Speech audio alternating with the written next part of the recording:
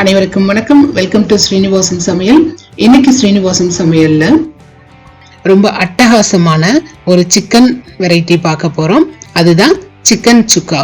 பொதுவாக நம்ம சிக்கன் சுக்கா ஹோட்டல்ஸ்ல தான் ஆர்டர் பண்ணி சாப்பிடுவோம். இன்னைக்கு அதே ஹோட்டல் சுவையோட வீட்லயும் நம்ம செய்ய போறோம் சிக்கன் சுக்கா.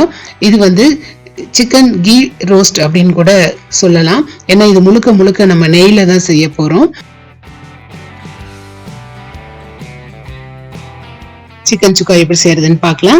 அதுக்கு ஒரு பேன்ல 5 சிவப்பு மிளகாய் எடுத்துக்கோங்க.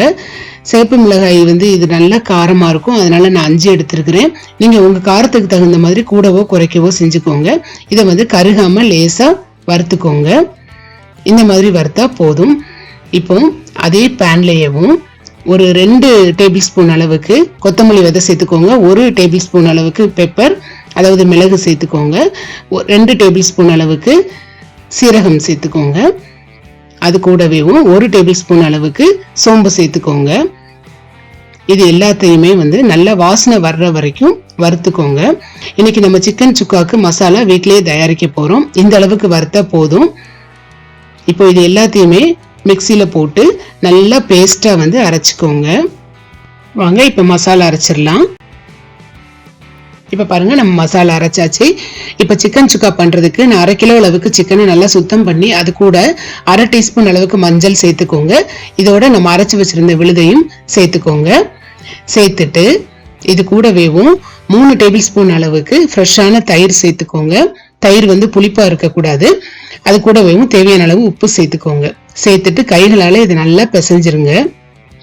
இதை இப்ப நம்ம 1 மணி நேரத்துக்கு ஊற வைக்க போறோம், அதாவது மேரினேட் பண்ண போறோம்.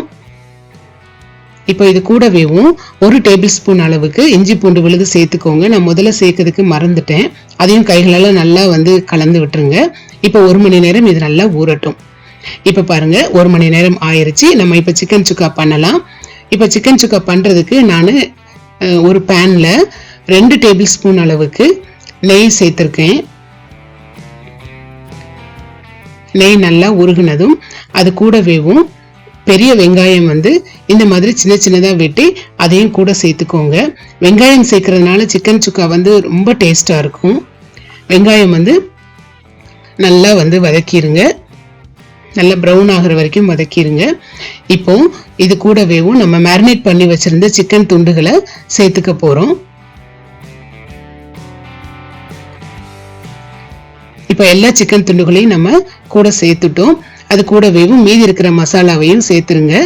சேர்த்துட்டு இப்ப நெய்ல எல்லாத்தையும் ஒரு தடவை நல்லா வதக்கிருங்க. அது கூட இன்னும் கொஞ்சம் தேவையான அளவு உப்பு சேர்த்துக்கோங்க.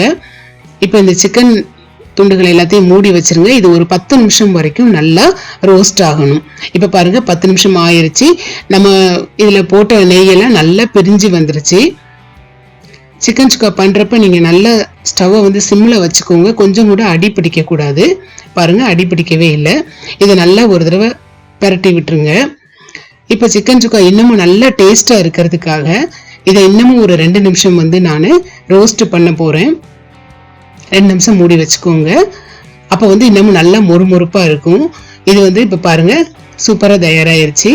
இது நெய்யிலேயே நல்லா ரோஸ்ட் ஆகி சூப்பரா இருக்குது சிக்கன் சுக்கா. பாருங்க, நம்ம ஹோட்டல் ஸ்டைல்ல வீட்லயும் ரொம்ப டேஸ்டா சிக்கன் சுக்கா ரெடி பண்ணிட்டோம். இது இட்லி, தோசை, புலாவ், பிரியாணி கூட சாப்பிட்றதுக்கு ரொம்ப அட்டகாசமான ஒரு சைட் டிஷ். கண்டிப்பா இதை நீங்க ட்ரை பண்ணுங்க. மறக்காம ஸ்ரீனிவாசம் சமையலுக்கு சப்ஸ்கிரைப் பண்ணுங்க. தினம்தோறும் திருமண விருந்து உங்கள் ஸ்ரீனிவாசம் சமையலில். தேங்க்யூ.